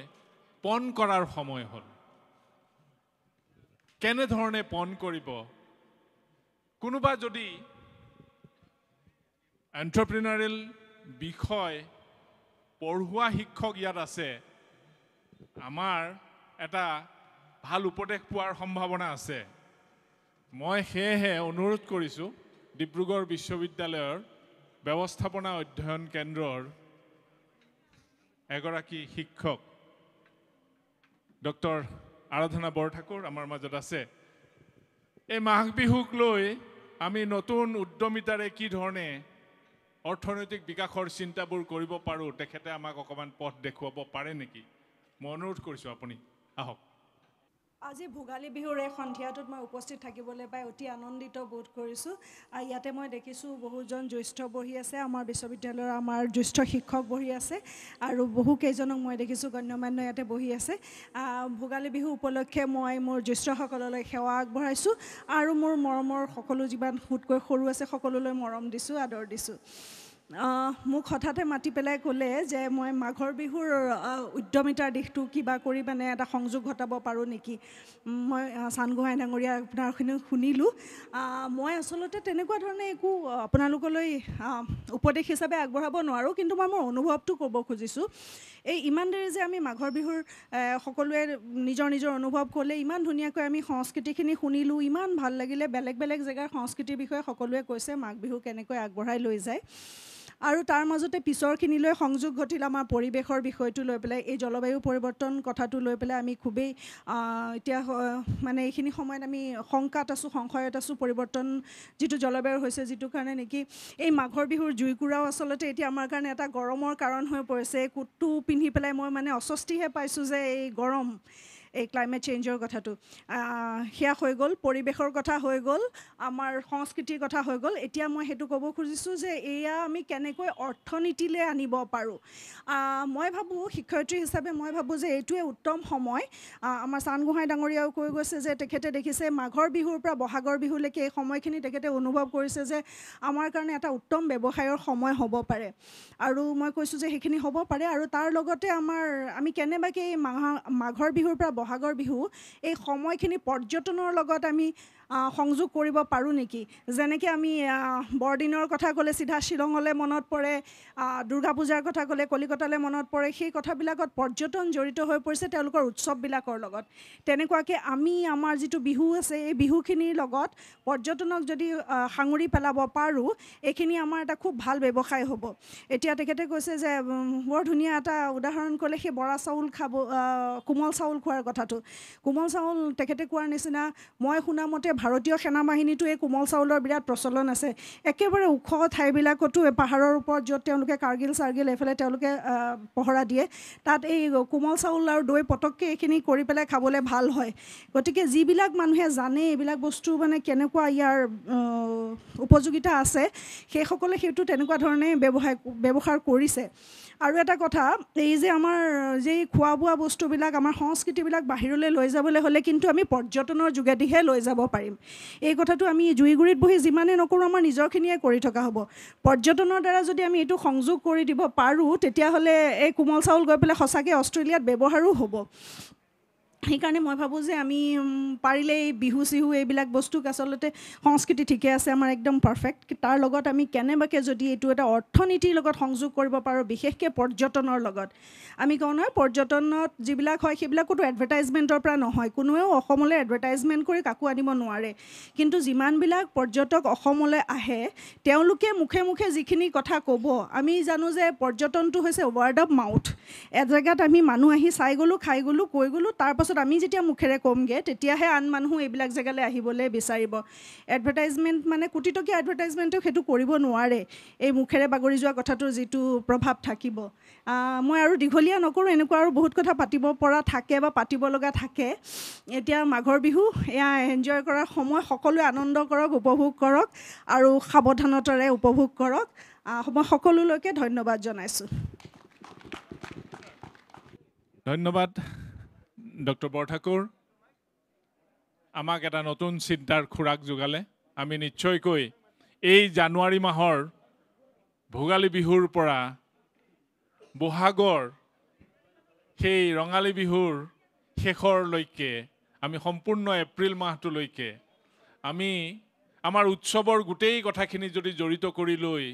আমি পৰ্যটন উদ্যোগটো আগবঢ়াই লৈ যাব পাৰোঁ, আমাৰ সংস্কৃতি সংৰক্ষণৰ লগে লগে আমাৰ অৰ্থনৈতিক বিকাশৰ প্ৰক্ৰিয়াটোকো আমি আগবঢ়াই নিব পাৰিম। এটা সুন্দৰ চিন্তা। আমাৰ দৰ্শকসকল, ডিব্ৰুগড় দূৰদৰ্শনৰ যিসকল দৰ্শকে আমাৰ অনুষ্ঠান চাই আছে, সকলোলৈকে এই বাৰ্তা নিশ্চয় গৈছে, তেওঁলোকে অনুভৱ কৰিব পাৰিছে। আজিৰ আমাৰ এই অনুষ্ঠানৰ তাৎপৰ্য আমি ভাবিছোঁ যে ৰাইজে, দৰ্শকসকলে অনুভৱ কৰিব পাৰিব। কিংকুক চৌধুৰী তিনিচুকীয়াৰ তেখেত এগৰাকী অতিকৈ প্ৰতিভাৱান শিল্পী, বহুকেইটা অনুষ্ঠান কৰি আছে তাত। তেখেতক এই বিহুৰ বতৰত বিহু গীত পৰিৱেশন কৰিবলৈ অনুৰোধ জনাইছোঁ। ঐ নাহৰ পাতৰ আৰতে ঐ জিলিকে মোৰ জোন ঐ খাইৰা তোৰে মুখনি ঐ পদুম তগৰ ফুলিলে ফুলিৰে মোৰ শেৱালি ঐ মৰম কপে বুকুখনি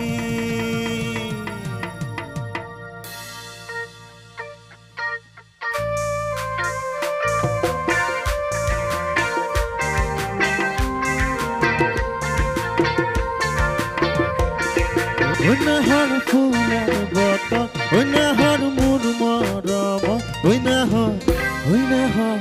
ঐ নাহৰ আনিলি তই বহাগৰে খবৰ ঐ নাহৰ ফুলৰ বতৰ ঐ নাহৰ মোৰ মৰম ঐ নাহৰ আনিলি তই বহাগৰে খবৰ বুকুতে বাজিছে ফুলৰে চাপত তেজ তুলিছে পিৰিতিৰে নহয় বুকুতে বাজিছে ফুলৰে চাপত তেজ তুলিছে পিৰিতিৰে নহয় ঐ নাহৰ ফুলৰ বতৰ ঐ নাহৰ মোৰ মৰমত ঐ নাহৰ আনিলি তই বহাগৰে খবৰ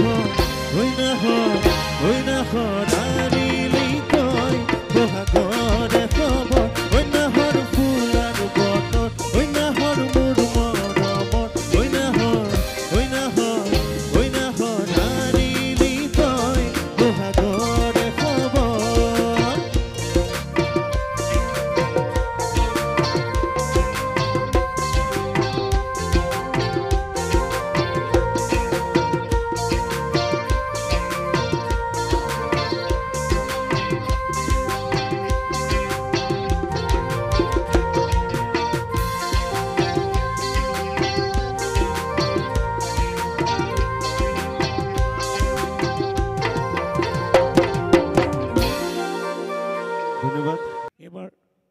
দিগন্ত চেতিয়া আন এগৰাকী অতিকৈ আমাৰ এই অঞ্চলৰ জনপ্ৰিয় শিল্পী তেখেতকো এটি বিহুগীত পৰিৱেশন কৰিবলৈ অনুৰোধ কৰিছোঁ তাৰ পাছতেই আমাৰ ডিব্ৰুগড়ৰ তথা অসমৰ এগৰাকী বৰ বিহুৱা জিতেন দাসৰ নেতৃত্বত পৰিচালনাত এটি সুন্দৰ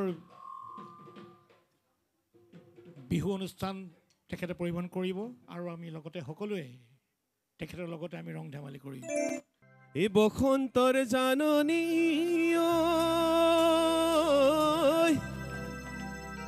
এ কুলিয়ে দিলে এই গছৰ ডাল শুৱনি কৰি এই কুলিৰ মাতে শুনিও হে ৰব কে নোৱাৰিও হে বিহু বিহু লাগিছে আজি এ আহাই দেও আহা নাচি নাচি নাচা হাই দেৱে আই দেও নাচা ঘূৰি ঘূৰি ৰাইজ হলে জনোৱা সেৱাহে এ আহাই দেও আহা নাচি নাচি নাচা আই দেৱে আই দেও নাচা ঘূৰি ঘূৰি ৰাইজ হলে জনোৱা সেৱাহে নাচোতে নাচিবা কঁকালটি ভাঙিবা নাচোতে নাচিবা কঁকালটি ভাঙিবা তেহে তোমাক লাগিব ভালেহে তেহে তোমাক লাগিব ভালেহে গৰি গৰি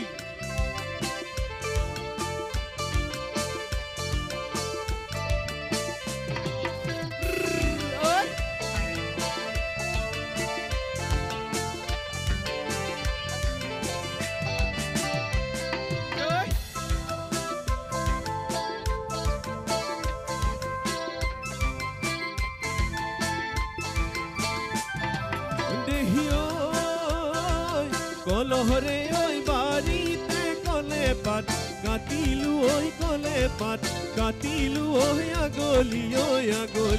চাই দেহি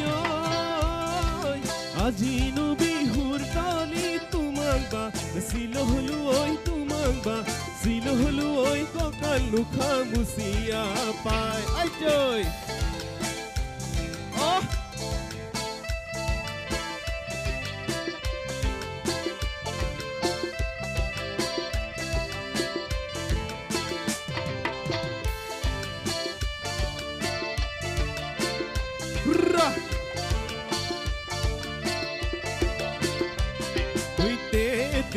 পতিয়া চিৰা খুৱাইছিলা তেতেলি পতিয়া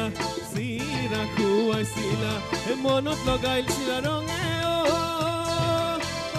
মোৰে মৰমৰ নাচনি দেখিলে কেলৈ নামাতা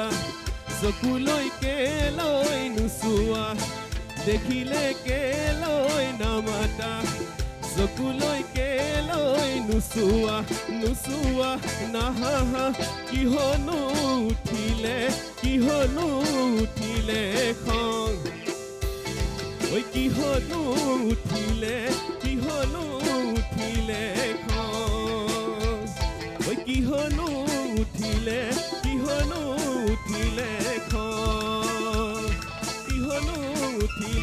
কিহনো উঠিলে খং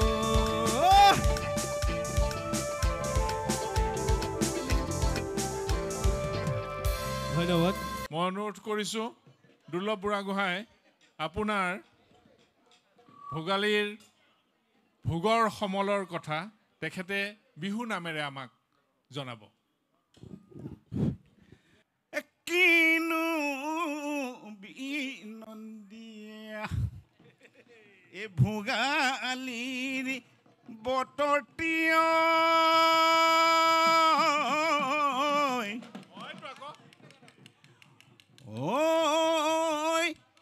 ঐ ঐ পদূলি ঢেঁকীৰে মাত ঐ পদূলি ঢেঁকীৰে মাত ঐ সান্দহ চিৰা পিঠা তিল ঘিলা পিঠা ঐ পেটলৈ নোসোমাই ভাতে নবৌ গীত গীত গীত গীত ঢেঁকী দিলা বৰণিৰে চপাই দিলা ঐ চিপ চিপ চিপ চিপ কুলাৰে জাৰা কেৰাহীতে কৰাই ভাজা ঐ লুটাটি ঘটিটি বৰপিয়া পাৰি দি বাতিত মে নিমখৰ দৈ ঐ চেনেহৰ হাঁচতিত পোতা ফুলৰ চানে কি চানে কি হাততে লয়েনো জান জান জুৰি তাতে উঠে বান পানী তাতে দি যাওঁ বান ভেটি চেপাতি হুৰুমা জালখনি হেৰেঙা গ'ল ফালি উজানৰ মাছে মালভোগ বৰা জহা হুৰুম সান্দহ মলহঙা চিৰা পিঠা মলহঙা উকানো হ'ল ভোগালী ৰাতি ঐ চেনেহী ঐ কেলৈ নুনে মাতিলি ঐ কেলৈ নুনে মাতিলি ঐ জ্বলাই গলা প্ৰেমতে জ্বলাই গলা যৌৱন জুই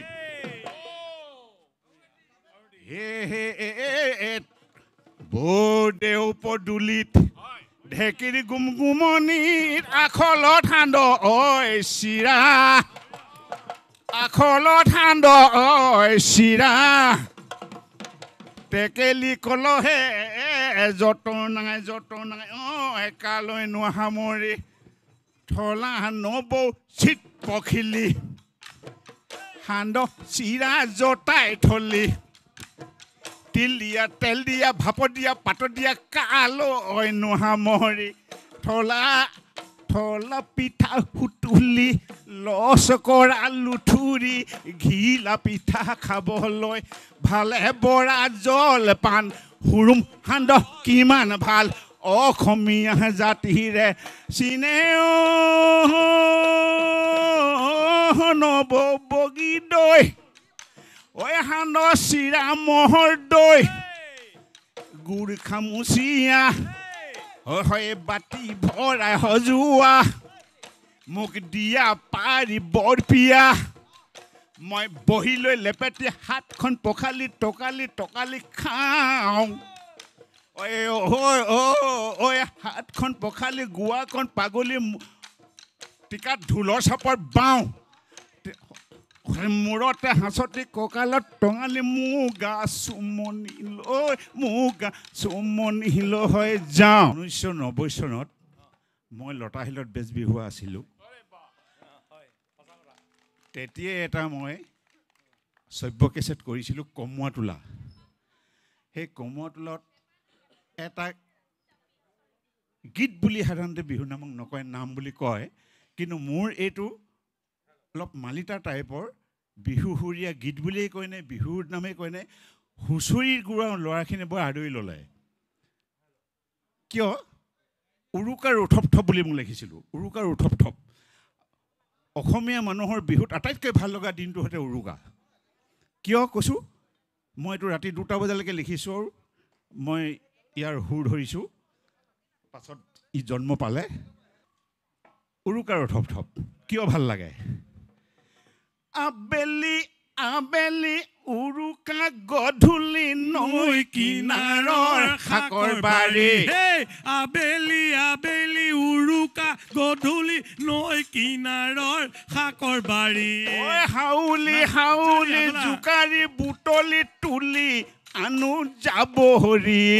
হাউলি হাউলি বুটলি জোকাৰি তুলি আনো যাব হৰি জতাই লওঁ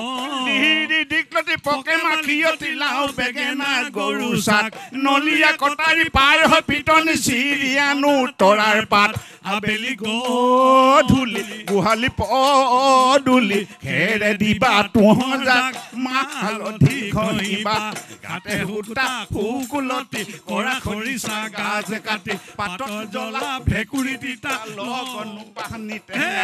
নখাৰলি কণ বিলাহী খৰি কাঠ ঘিউ এটা পইতা ভাত চিঙি আনা পিঁয়াজ পাত আলু পুৰি ল'বা তাত তেল অকণ ঢালি লৈ দিবা পিটিকি খাৱে চেলেকি লওঁ জুতি এটা বাৰীৰে এটা বাৰীৰে খাক মই নবক যোগাইম এতিয়া ঢেকীশালখনৰ কথা নক'লে মাঘৰ বিহুৰ পৰিপক্ক নাহিব এই নব পদূলিত ঢেকীৰ গুমগুমনি আখলত সান্দ ঐ চিৰা ঐ আখলত সান্দ ঐ চিৰা টেকেলি কলহে যতনাই ৰাখিলা কালৈ সামৰি থলা নবৌচিত পখিলি সান্দ চিৰা জতাই থলি তিল দিয়া তেল দিয়া ভাপত দিয়া পাপত দিয়া কালৈ সামৰি থলা আইতা গোট কৰাই কোমল চাউল মুড়ি দুৱা ধজা জয় হে হুৰুম সান্দ আখৈ চিৰা তেতেলি পতিয়া লাও পিঠা হুতুলি তেল পঠালি থুলি তিলা পিলা ফেনি পিঠা জকাই পিঠা চতিয়া ঐ পিঠা উৰহিয়া জয় নাচিছে কটৰা হুলুং নাচে বৰণি নাচে গাড়ী হালিয়া জহৰি গাড়ী হাদৰিয়া বাহিয়ে কাহিয় কালি টকালি খাৱে টকালি টকালি আইদাক কন্যক কিটুকা মাঘবি কয় নং দুৰ্লভ বুঢ়াগোহাঁই মানে মাঘৰ বিহুৰ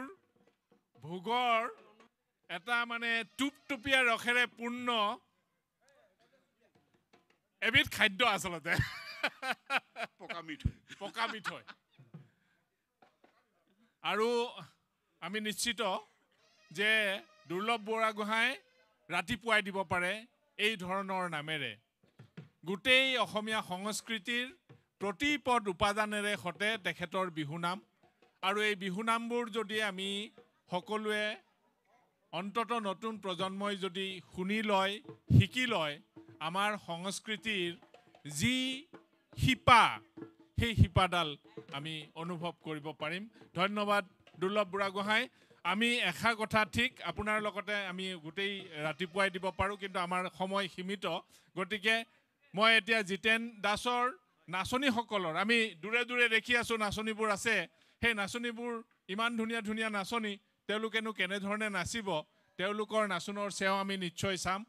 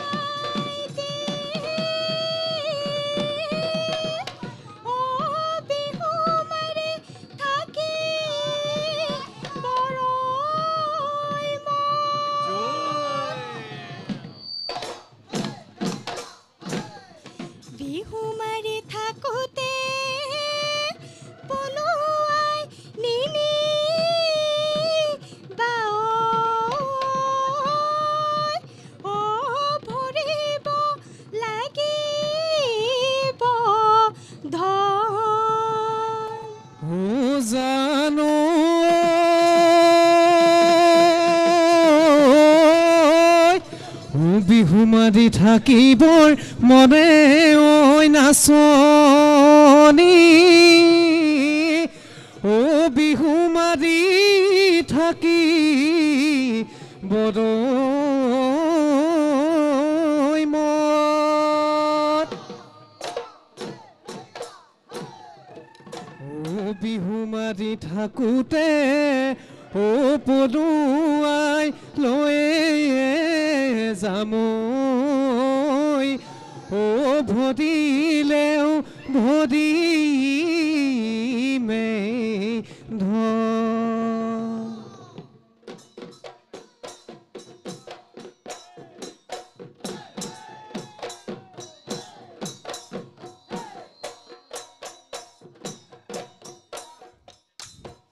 ঐ মনে খজা কাৰেঙত তথা মাৰলি পচিলে ঐ মনে খজা কাৰেঙত তথা মাৰলি পচিলে ঐ তথা ৰুৱাটো বিন্ধিলে ঘুনে ঐ আমাৰ মন পথাৰত তথা কোনে বিধালিলে ঐ আমাৰ মন পথাৰত তথা কোনে বিধালিলে ঐ তথা মৰমবোৰ নাইকি গা হ'ল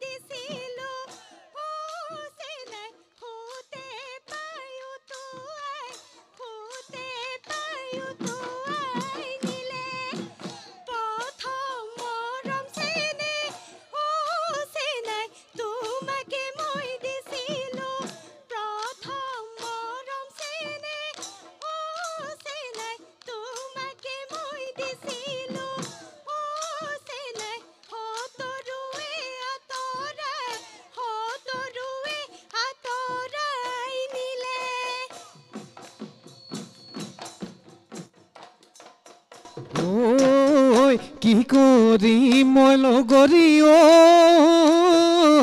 ভাগ্যহীন মই কপালত ভাগ্যহীন মই কপালত হে জনম ললো দুখীয়াৰ ঘৰত ঐ পচানো কাঠৰ দৰে ঐ অতি ভাষি ফুৰিছো তুমিনো পানী অনাৰ ঘাটত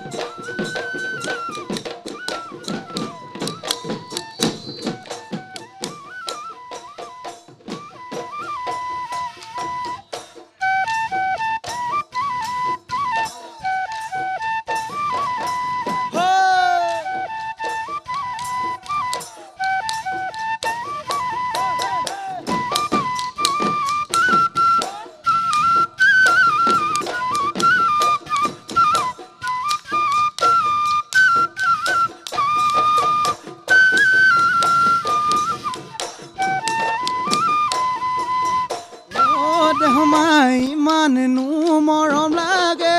দেখ মায় ক'বলৈ মোৰ ভাষা নাই ইমাননো চেনে জাগে দেশ মায় বুজাবলৈ ভাষা নাই ইমাননো মৰম লাগে দেশ মায় ক'বলৈ মোৰ ভাষা নাই ইমাননো চেনে জাগে দেশ মায় বুজাবলৈ থাকোঁতে নচুৱাই যৌৱন যাব ভটিয়াই দেশ মায় মনৰে দুখ বুজোতা আপোন বুলি ভাবোতা নাই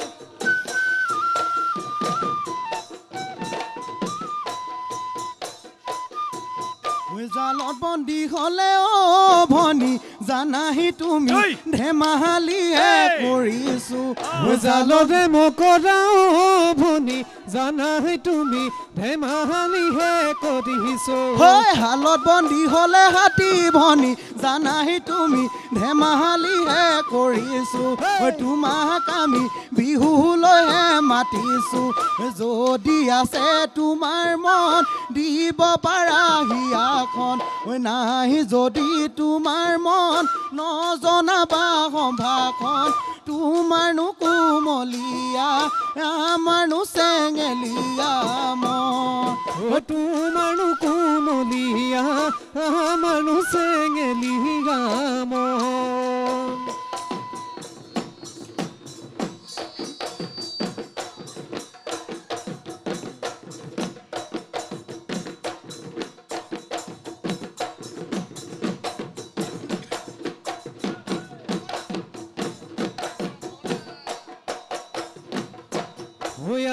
গলি বাহৰে লাখদি গগনা লাখদি গগনা গগনা বিন্ধিলে গগনা বিন্ধিলে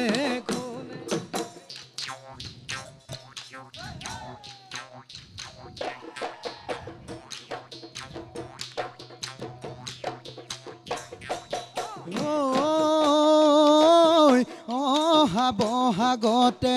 তোমাৰ বিয়া হলে তোমাৰ বিয়া হলে গগনা বজাব কোনে গগনা বজাব গগনা বজাব কোনে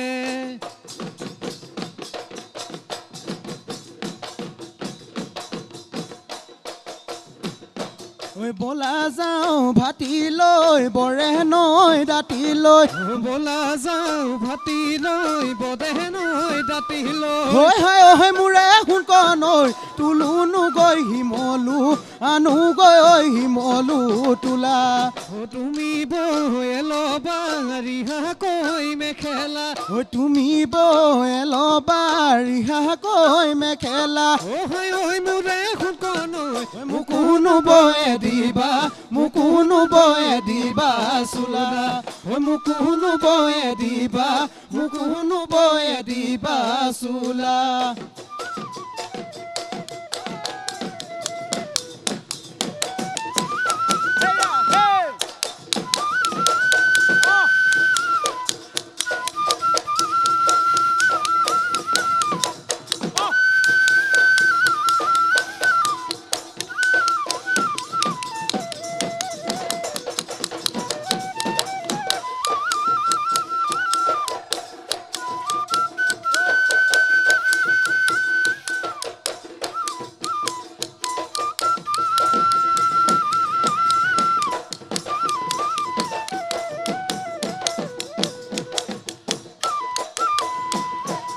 কাকাৱতিলিকা মিমিৰ মামা মাতিছে লেকা কাকাৱতিলিকা মিমিৰ মামা মাতিছে লেকা পাপা পালিনে বাবানো মজাই লিহি কৈ কলৈ যাওঁ তলৈ ৰচো নৈ আছো শুনো মই তোলৈ বাট চাই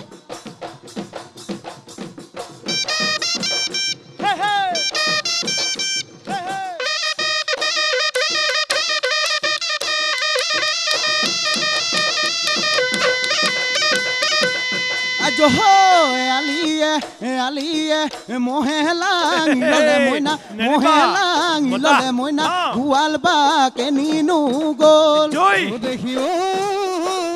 নাকি যদি বান্ধোতে গ'ল যদি ছিঙিলে মইনা গ'ল যদি ছিঙিলে মইনা মহে বনৰীয়া হ'ল মহে বনৰীয়া হ'ল বাথান কলি দয় মইনা বাঘে খাই মাতিলে লগৰ সমনীয়াই মইনা শিঙা কাটি আনিলে ৰাতিৰে ৰাতিটো শিঙাটি চাইছিলো মইনা নলি চাই কাটিলো নল পেপা সাজিলো ওলালে অমাতৰ ওলালে অমাতৰ মাত ওলালে অমাতৰ ওলালে অমাতৰ মাত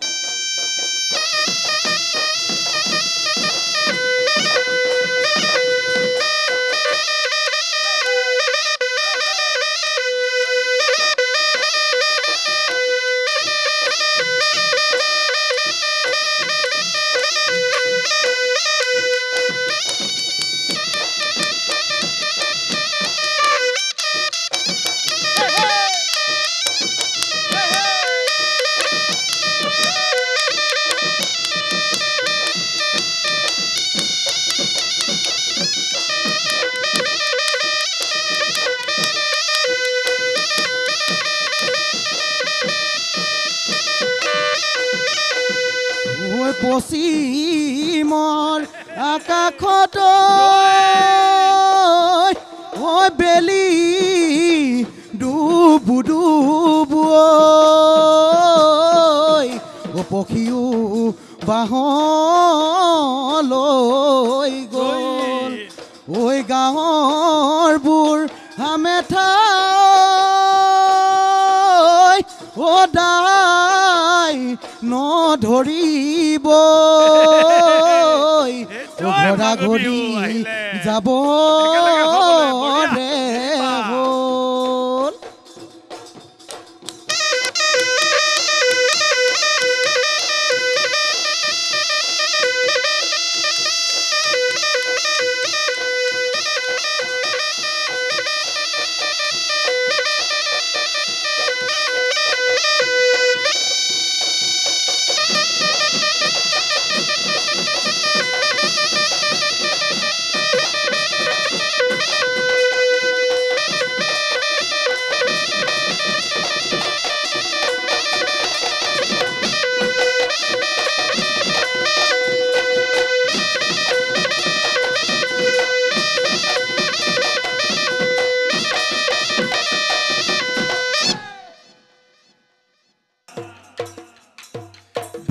কলৰ কল দিল বগা গালত কলা তিল